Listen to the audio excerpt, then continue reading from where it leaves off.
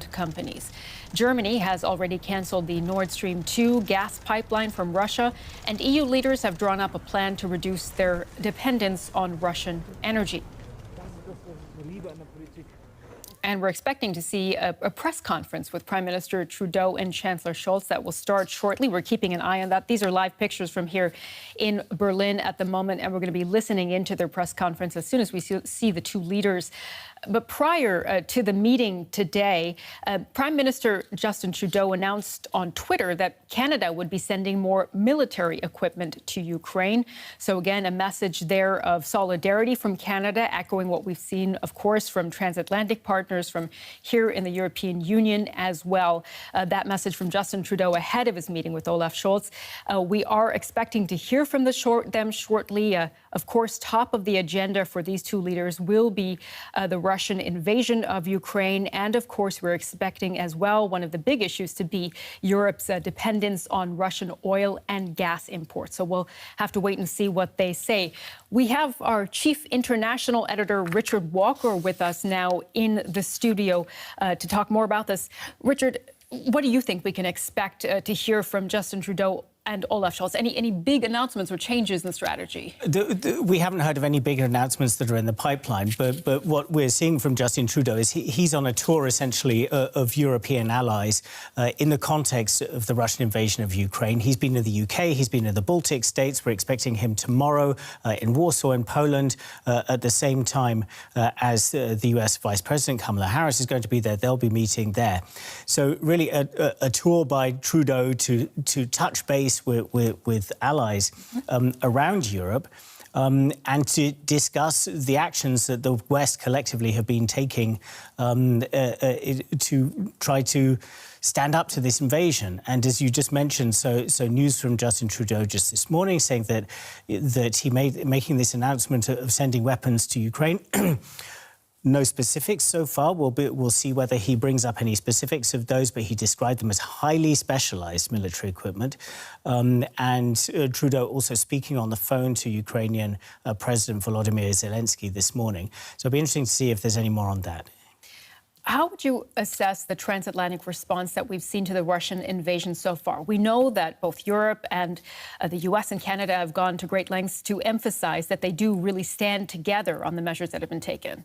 Yeah, and I think there's been more unity and a stronger response than many had expected since the invasion. There was a lot of concern about whether the transatlantic alliance would really hold up, whether there would be differences within Europe about how tough you can be towards Russia. So far, the West has been remarkably united, with countries like Germany, for instance, going further than many had expected. Germany, a country that had long seen itself as a kind of sort of bridge between Russia and the West. As you just mentioned earlier, cancelling or putting a stop on the Nord Stream 2 natural gas pipeline, also reversing its policy on supplying weapons, so providing the Ukrainians with some lethal weapons already since the beginning of the war. So a lot of unity and a tougher response from Europeans than many expected. But we may be entering a period where there's a little bit more divergence between specific members of the Western Alliance. For instance, on energy. Now, the sanctions that were announced as a kind of unified set of sanctions by the North Americans and the Europeans at the outset did not include energy supplies, so oil and gas from Russia. Now the United States has gone further. President Biden over the weekend announcing a ban on imports of oil. Canada did that earlier. Justin Trudeau announced a similar measure at the very end of February already. But the United States and Canada are far less dependent on Russian energy than the Europeans are. So the Europeans are saying, well, they're taking a much slower approach. So the Europeans, for instance, are around 40% of their natural gas. A comparable proportion of oil comes from Russia. Obviously, just completely pulling the plug on that all in one go, the Europeans and the Germans among them saying that you can't do that overnight. But what they are doing is trying to make preparations to radically reduce that dependency in the coming months. As we're waiting for this press conference to start, those are the pictures we're seeing there. How much of a point of contention do you think that's actually going to be, particularly in this meeting today? Because we saw some messaging from the White House recently that there's at least some understanding for Europe's position when it comes to its dependence on Russian oil and gas. It was certainly easier for the U.S. at this point to say it's going to ban all Russian oil imports. Much harder, as you mentioned, for Europe. Yeah, and I wouldn't expect any kind of contentiousness in the mood between Trudeau and Olaf Scholz in this press conference whatsoever. I think there will be a recognition for the kind of different starting points that each countries and each regions come from. But there is an active debate growing here in Germany about whether it is right to be so cautious and so hesitant about energy imports. With a series of quite influential voices coming out in recent days, and I'm sure we can expect more of that as time passes on, saying that actually Germany and Europe as a whole is in a position where it could weather this storm if they did pull the plug on Russian energy imports, that it would come at significant costs, but that if it had the potential to shorten this war, then it would be worth doing. So I think it's going to be very interesting to see how far that debate here within Germany and around Europe develops in the weeks ahead. And that will depend very much on what happens in the war, whether Putin's invasion continues to move at a rather slower pace than expected, what happens in the Russian economy, essentially whether Russia appears sufficiently weakened by the sanctions that have taken place so far. The kind of core argument that is being brought forth in favour of bringing in an energy embargo on Russia at this point is the fact that Russia's income from oil and gas is shooting up at the moment because of the price rises that have been triggered by this war and by this instability in global markets. So the concern is that Russia is increasing its income from oil and gas at the very moment when the West wants to really kind of strangle the Russian economy to the point where Russia gives in Ukraine. So that's the argument that's being put forward. Important point. And I do see that Olaf Scholz and Justin Trudeau are just coming to the podiums now. So, Richard, with all of that in mind, let's listen into what they have to say. Lieber Justin, ich freue mich sehr, dass du heute nach Berlin gekommen bist. I'm very pleased to have you here in Berlin. The context of your visit and the situation in Europe is very serious, and therefore it's still a pleasure to welcome you here today. And you've just returning from Latvia. Canadian troops make an important contribution to defend NATO territory, and German soldiers are in Lithuania in order to secure the border. We are grateful that our transatlantic allies make such an important contribution to the security in Europe. The attack of Russia on Ukraine is a watershed event for Europe, but also for the peace order. This attack is an infamous violation of international law, and the world has changed ever since this attack. We are seeing a lot of attacks on Ukrainian cities, schools and residential buildings, and the suffering of the people in the war zones leave us speechless. What we need is a ceasefire. And my call to the Russian president is to put an end to this bloodshed, to withdraw the troops. It is a horrible disaster for the Ukrainian people, but also the Russian people is suffering under this war. We need a ceasefire, and the very fact that this conflict has to come to an end is a topic that I also talked about with the French colleague Macron and with the Chinese President Xi. A military solution of the conflict doesn't make any sense. That's totally clear. What we need right now is a diplomatic solution, and that is what we are working for in close coordination with our international partners. And we're hoping that there will be solutions to be found in the talks between Ukraine and Russia.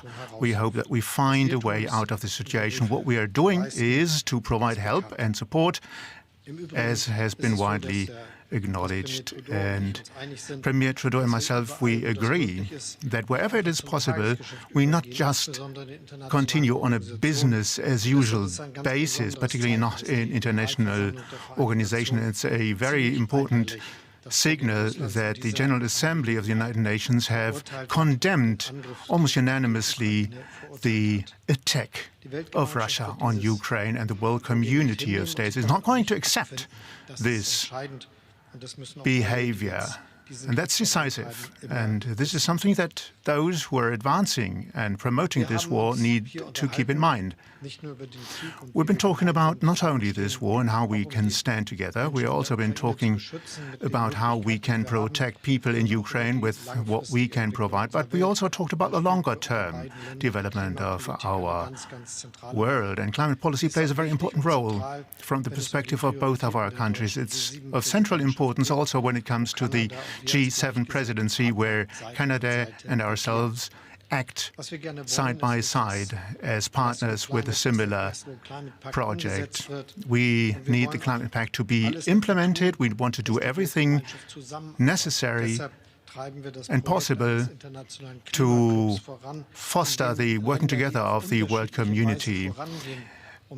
Climate pact is something that we are advancing so that countries who are advancing to create a carbon-neutral world can work together in spite of the different paths that they may embark upon. And I'm very grateful that Canada is a close ally, that Premier Trudeau is a close ally. And we need to harmonize our efforts, also when it comes to carbon dioxide pricing. And I'm very grateful for your initiative on carbon dioxide pricing, which is a very important proposal you've made in Glasgow, and we're going to support this proposal. Of course, the question comes up, how can we really implement our ambitious climate protection goals? Germany strives by 2045, which is in 25 years of time. We want to have a climate-neutral economy as one of the most successful industrial countries of the world. It's a huge challenge indeed. We're talking about heating here. We're talking about industrial processes, which account for the largest proportion of energy consumption in our country, and which we therefore have to change the basis for. And it's very important on banking, on the extension of renewable energy, wind power, onshore and offshore. Canada have the opportunity of using hydropower. We want to strengthen our grids. We want to work closely together when it comes to the utilization of hydrogen solutions. And in this question, it's very important to work together as closely as possible, and that's exactly what we set out to do. We want to do everything possible in order to promote the economic cooperation of our country. We want to get hydrogen supply from Canada, and hydrogen is going to play an important role in the future. We need to diversify our structures.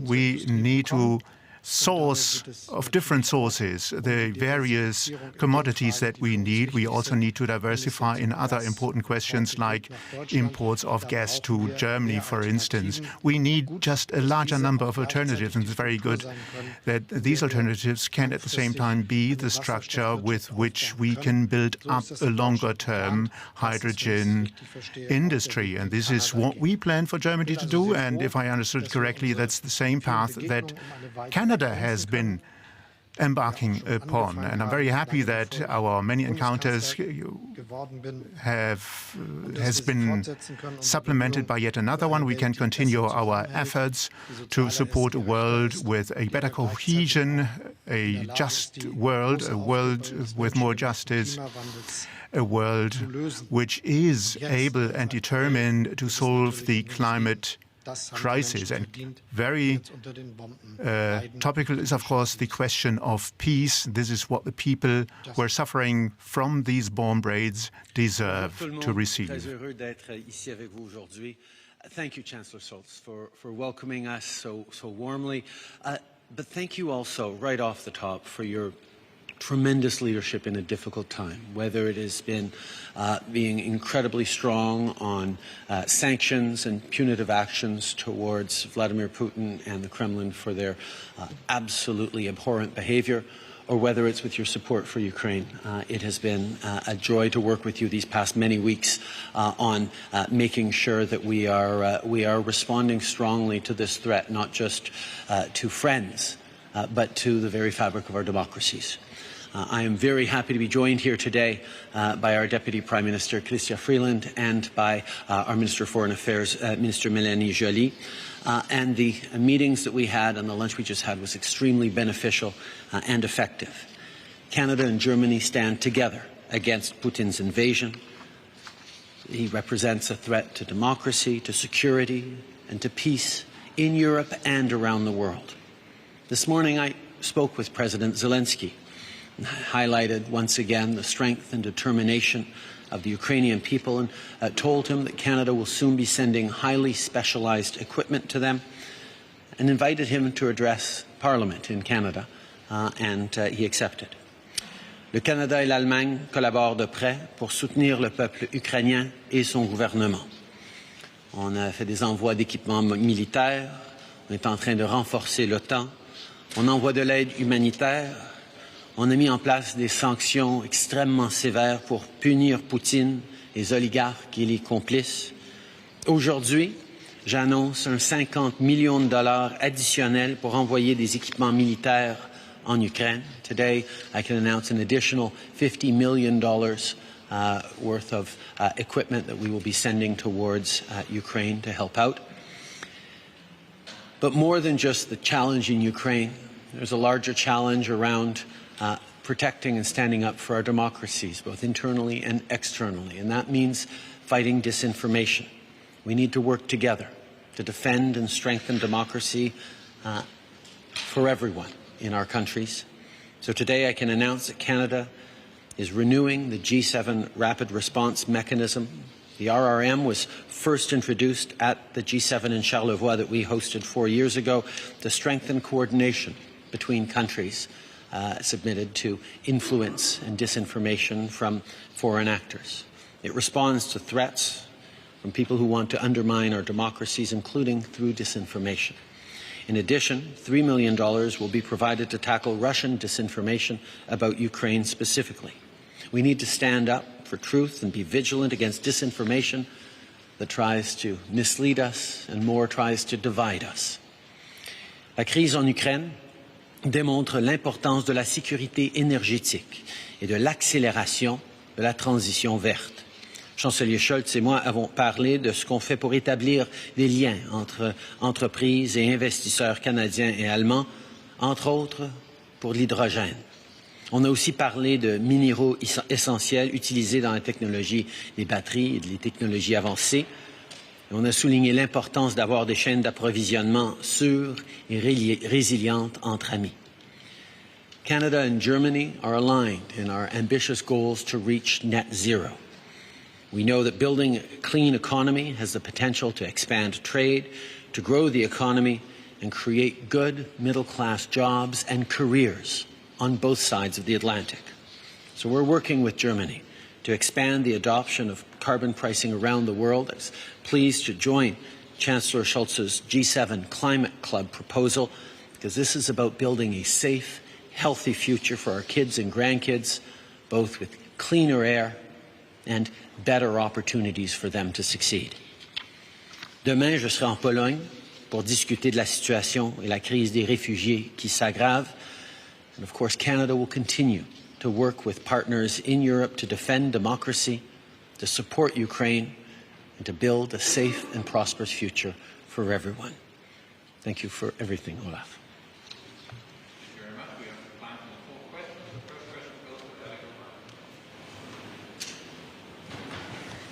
Abigail Beeman, Global News. Prime Minister Trudeau, you referenced your conversation with President Zelensky this morning, and you promised to send more specialized equipment. We're hearing there are some challenges getting some of that Canadian aid across the border into Ukraine. What can you say about that? And when will the entirety of the lethal and non-lethal aid promised by Canada reach the people who need it? And if you could answer in English and French, please. We have obtained a number of specialized equipment, including cameras used in drones that a Canadian company makes, that we will be able to start sending in the coming days towards Ukraine. As you well know, there are challenges at the borders in terms of getting equipment securely across and into Ukrainian hands, but we are working through that with partners alongside all allies who are facing the logistical challenges that are real but not insurmountable. We will continue to deliver more and more aid as it's needed and as the opportunities come up to do just that. Nous avons obtenu des caméras produites au Canada qui vont pouvoir aider les Ukrainiens sur des drones dans leur défense de leur pays. Nous sommes là pour aider, on va les envoyer dans les jours à venir et on espère continuer de pouvoir envoyer de l'équipement et de l'aide malgré les défis à la frontière qu'on voit tous. On est tous en train de s'assurer qu'on envoie toute l'aide nécessaire et possible aux Ukrainiens dans ces moments difficiles.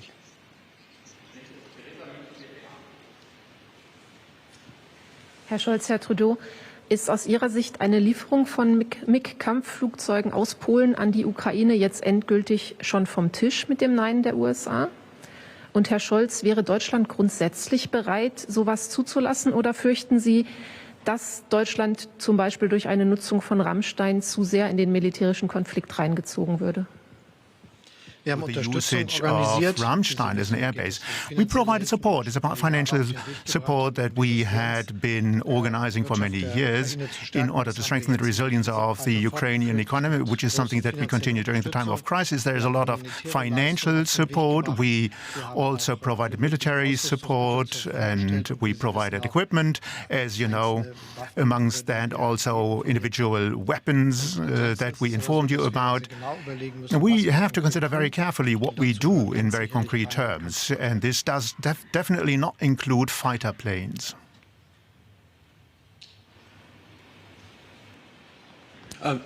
We will continue to send equipment and weapons as needed, as we have in Canada.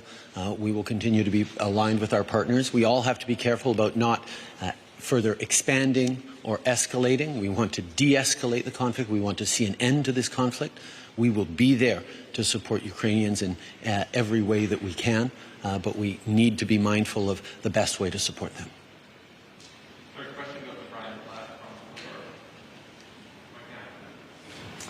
Hi, this is a question for both of you on energy policy.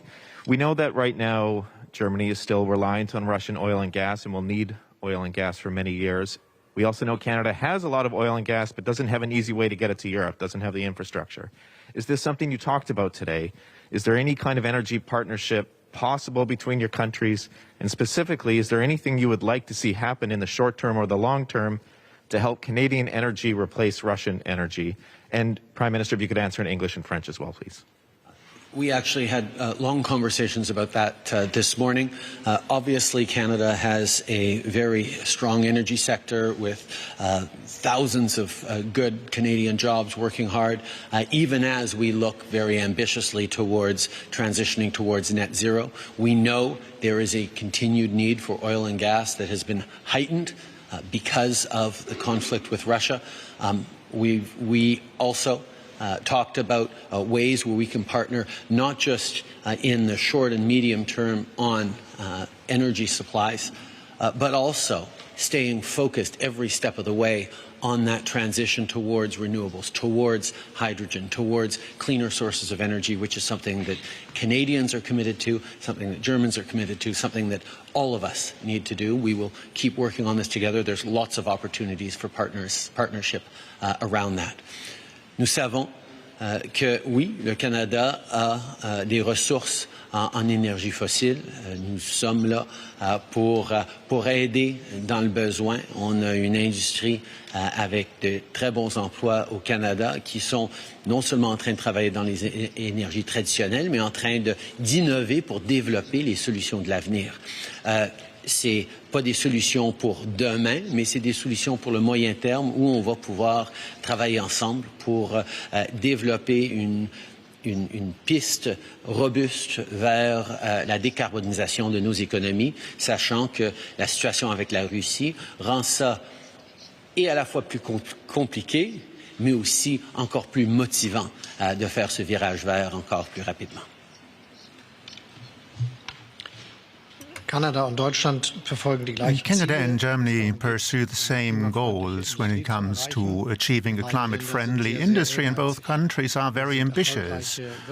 Both are successful industry nations who take part in global trade actively, but we both understand that there is a task that goes beyond our own realm, because the solutions and technologies that we developed are, as soon as they are competitive, solutions and technologies that can be deployed in many other countries the world over, because we have shown by then that it works.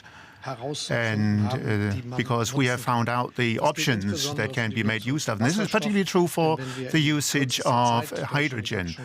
I already talked that by 2045, Germany wants to become carbon neutral in its economy, and if we want to achieve that within a short time frame, we will need additional amounts of power that we will have to generate onshore, offshore with solar energy, but we also will have to make use of hydrogen to replace part of the fossil resources that we are using today. And this hydrogen is going to be produced in Germany, but its majority will also have to be imported from other countries. So this is one aspect for a very long-term strategic cooperation between Canada and Germany, because we understand acutely that Canada is a country that can help us when it comes to importing hydrogen, which will be produced in an environmentally friendly manner in Canada. This is true not only for hydrogen, but for many other commodities that we need in our industries on a daily basis. And it's obvious that we also need to study the question how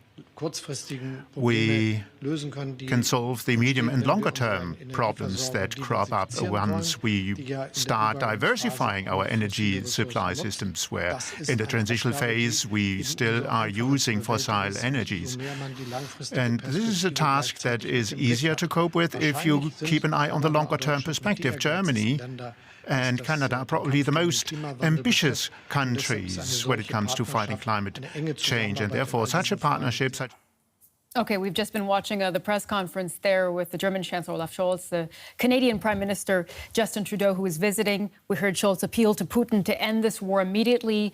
He and Trudeau both underlined the unity between Canada and Germany.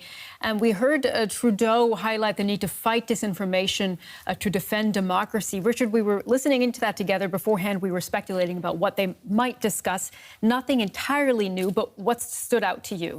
Well, I think we have a little bit more detail on what we were just talking about earlier from the Canadians, like what this new delivery of military equipment was that Trudeau had tweeted about earlier. Trudeau talking about cameras that are used in drones, which are from a Canadian manufacturer, and that Canada's going to be supplying those in the next few days.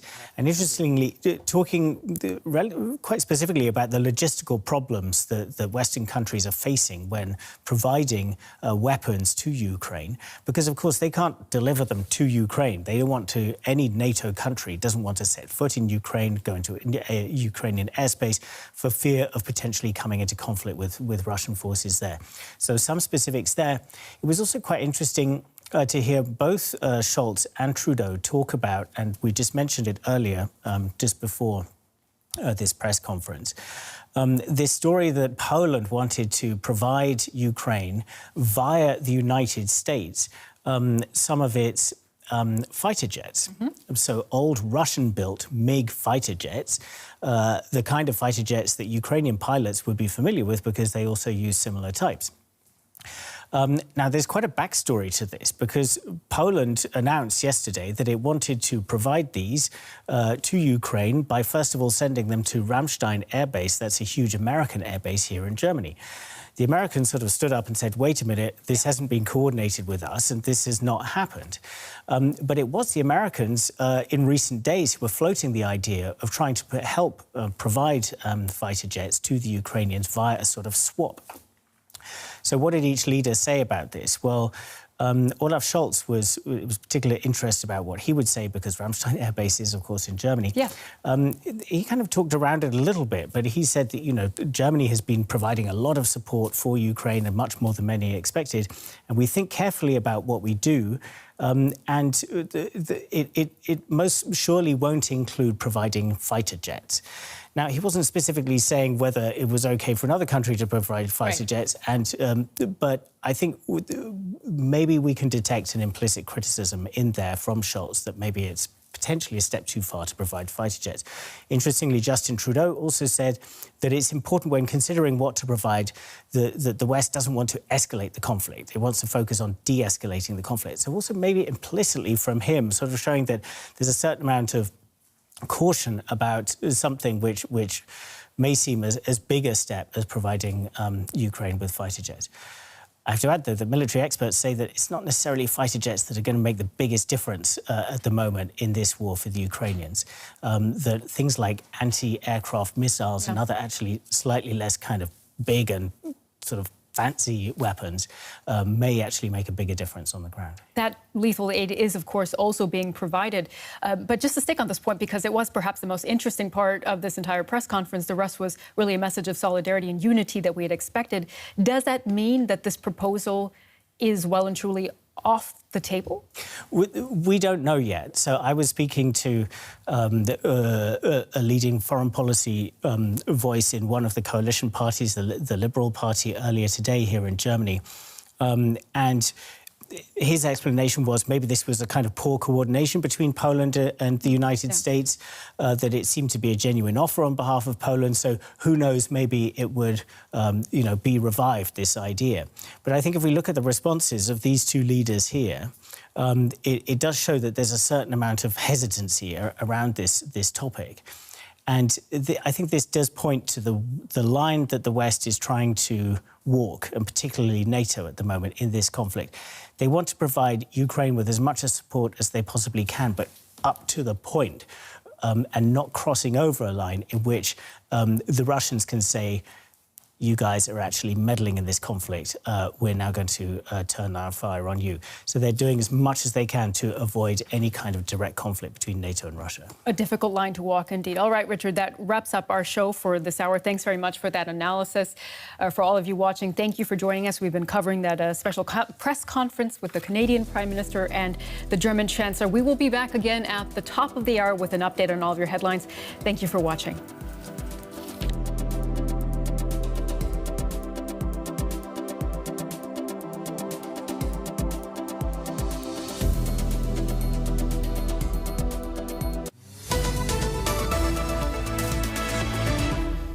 Turning off the taps for Russian oil and gas. The US is ending its imports of fossil fuels from Russia, saying it's sick of helping to fund the Kremlin. Meanwhile, the EU says it'll end its over-dependence on Russian oil and gas by the end of the decade. We'll look into how. And war in Ukraine is being